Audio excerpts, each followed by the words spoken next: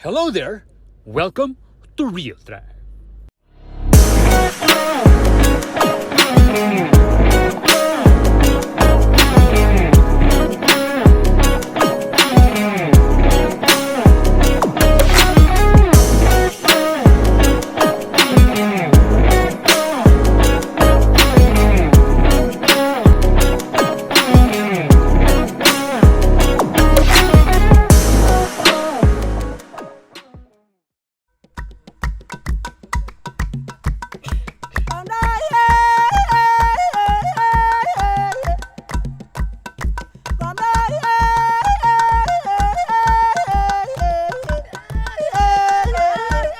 Princess Urduja was a warrior princess in the year 1300s.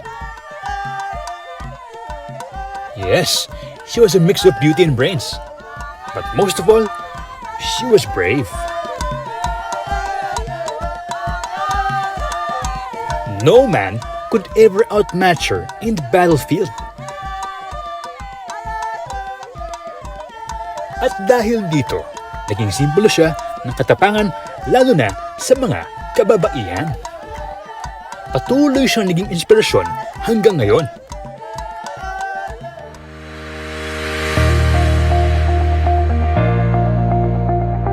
In fact, one local prominent group under JCI was named after her. Its members embody the same indomitable spirit that the warrior princess had. And one proof of this is the organization's immediate past president, Carol Anne Fonceca.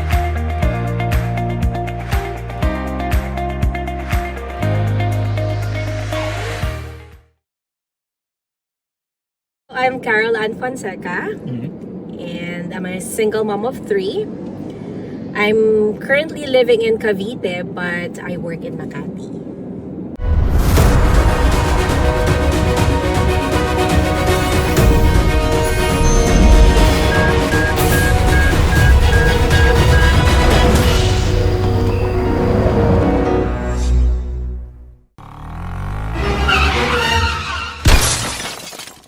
May balita ba kayong nasaksiyan sa kalsada mga katandem?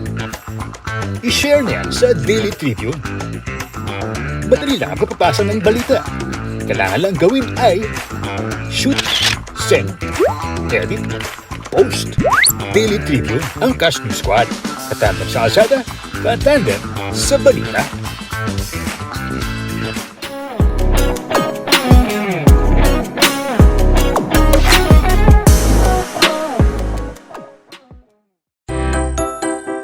We were able to go to Carol's office in Makati. And there, we were able to interview her. So I'm Carol Anne Fonceca, and I'm a single mom of 3. I'm currently living in Cavite, but I work in Makati. I used to live in Japan for work, so I was based there for 7 years. And then in 2014, I came back. We put up a company here, basically offering services for Japanese. So different kinds of services, from English lessons to condo purchasing assistance. So I'm also a licensed real estate broker.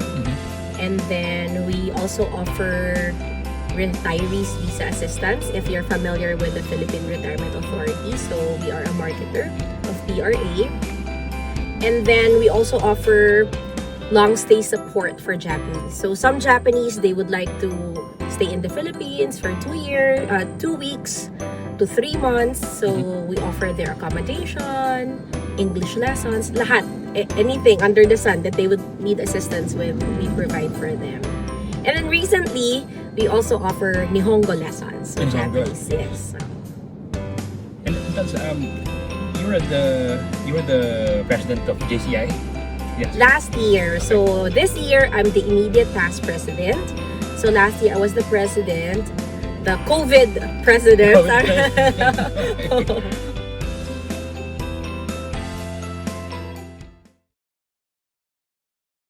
How was it? Nothing I ever imagined.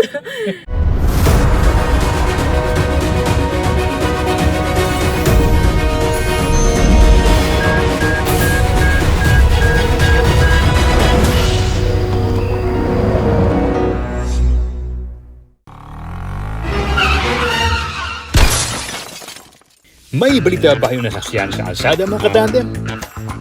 I-share niyan sa Daily Tribune. Madali lang ang pagpapasa ng balita. Kailangan lang gawin ay shoot, send, edit, post. Daily Tribune, ang Cash News Squad. Katandem sa kalsada, katandem sa balita.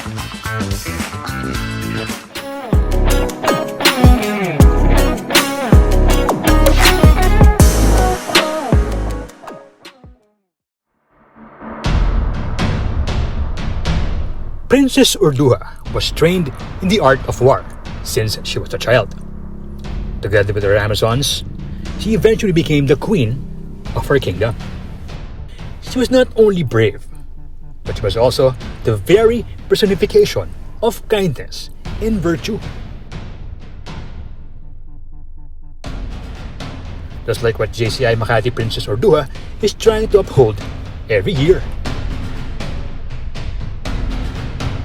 Pero, itong pandemic, malaki ang naging challenge para kay Carol. How was it? Nothing I ever imagined. So, syempre, as you can imagine, it was very challenging. Imagine we are used to doing community development activities. Like, we really go to our communities physically. But last year, we couldn't do that at all. So, we had to shift. We had to do a lot of digital projects. Yes, but I'm also proud to say that thankfully we were able to help a lot of frontliners. Maybe 2 weeks into the lockdown, we were able to send PPEs to PGH, at Tala Hospital in Caloocan, other hospitals. National Kidney Center, if I'm not mistaken.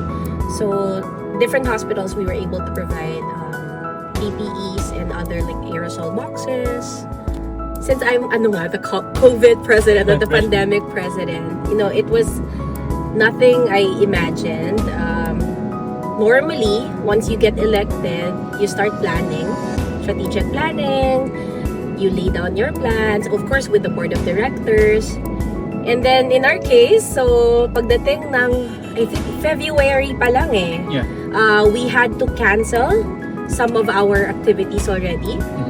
We had the movie showing, if I'm not mistaken, a fundraising event. We had to cancel it because of the pandemic, because of the impending lockdown. And then, so we had to reconsider, rethink all of our plans. Kasi how can you help the community without going to them? So that's the difference with JCI, from other organizations or charity groups, because we really review or analyze the needs of the community. We do surveys, interviews before we go to them. So we don't just dole out donations. We really check what they need. So, of course, needless to say, when the pandemic hit, ang unang pangangailangan natin, pinakamalaki na nakita namin, was to help the frontliners. Because if you would remember before, around March, just at the back of the lockdown, walang makulang yung PPEs natin because we were not prepared that it was gonna be this big.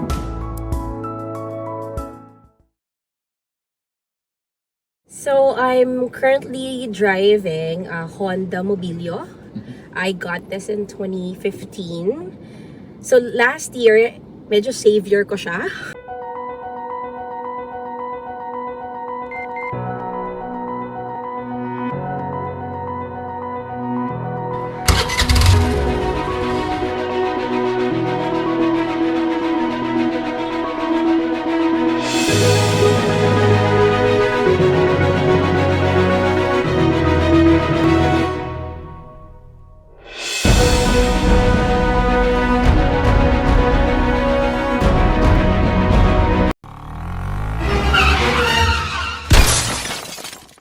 May balita ba kayong nasaksiyan sa kalsada mga katandem?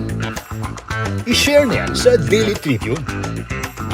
Madali lang ang pagpapasa ng balita.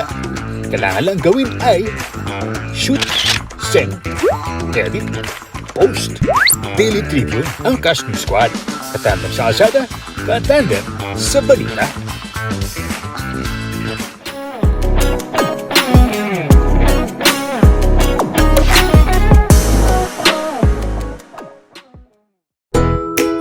So I'm currently driving a Honda Mobilio.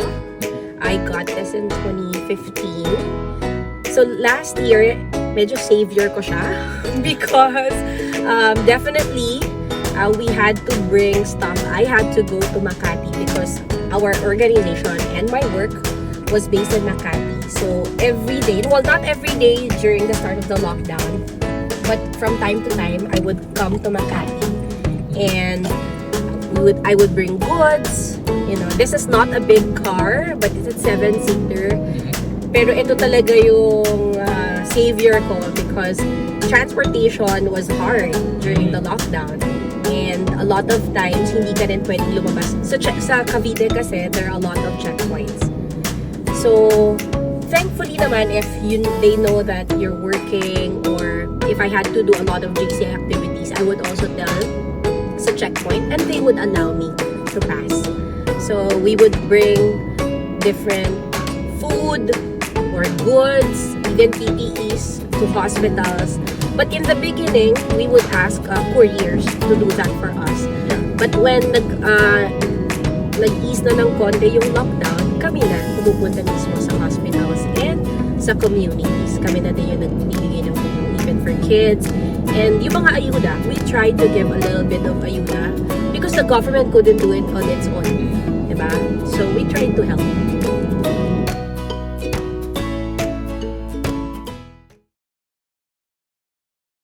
Yeah, apart from the pandemic, I'm sure everyone was going through something, diba? Kasi it was the first time for everyone to encounter the pandemic. But siguro yung sa akin, other parts na mas challenging.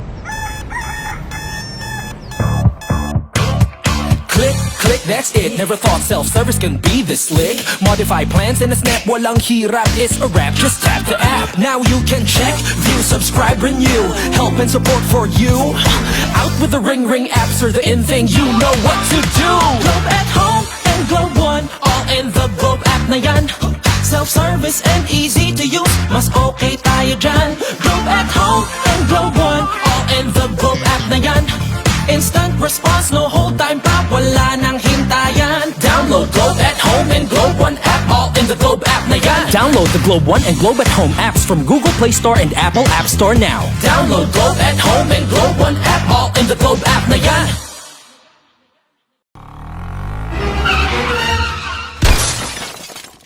May balita ba kayong nasaksiyan sa kalsada mga katandem? I-share niyan sa Daily Tribune. Madali lang ang pagpapasa ng balita. Kailangan lang gawin ay shoot, send, edit, post. Daily Tribune, ang Cash News Squad. Katandem sa kalsada, katandem sa balita.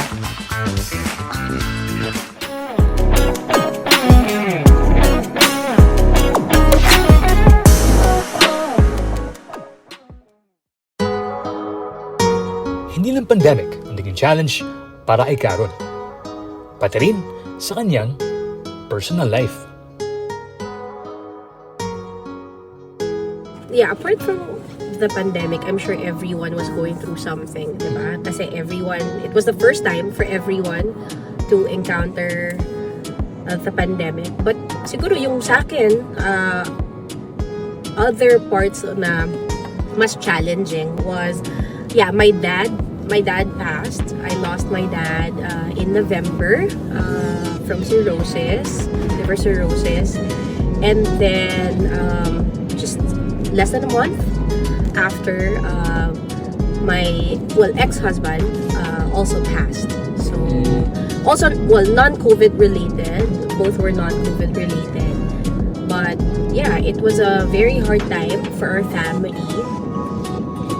But thankfully, we're still here and we're free from COVID. We don't have any family members who have COVID, and my kids are safe, and we still have work. I don't think you can say that to a lot of people. A lot of people have lost their jobs. So I'm just thankful that we're still healthy and safe, and we have a source of income. Yeah, you overcome these kind of trials. Well, I think number one talaga is my faith in God. I always think that it will pass. Whatever you're going through, it will pass. It will not stay like that. And thankfully, because of our family and friends, I think their support, so you can get through anything. I think yun yung malaking bagay dyan. And siguro malaking driving force sa buhay ko is I have 3 kids. So there's no giving up. Giving up is not an option for me. Yeah. Because my kids can only rely on me. Well, thankfully, my mom is still around and she helps me a lot. But at the end of the day, it's just me and my kids. So if I give up or if I let these challenges or struggles get to me, who will my kids look up to? Diba? So that it's always a reminder for me to hang in there. What would be your drive or parang drive in life and drive in everything you do? I think kasi you have to find your purpose. I think earlier I mentioned about JCI. I'm a mom. I'm also a boss. I'm also a daughter. And I'm a woman who needs to do something to the community. I think that's also my purpose. I got married early. So I didn't want to be a stay-at-home mom and just tend to the needs of my family because I wanted to have a career. And then when I had my career, I realized I didn't just want to be a boss. So I wanted to do something that doesn't only mean helping my family or my employees. I wanted to create a bigger impact. It sounds cliche, but to me, it's really true. I wanted to do something better or bigger. And thankfully, JCI gave that avenue for me to do something for the community. Well, I hope you were able to learn something from Carol Anne Fonceca's story. Ika nga sabi nila, don't look for a princess in need of saving. Instead, search for a queen who is willing to fight by your side. Again, another real life, real drive story. This is Ronald Reyes for Real Drive. See you again next week.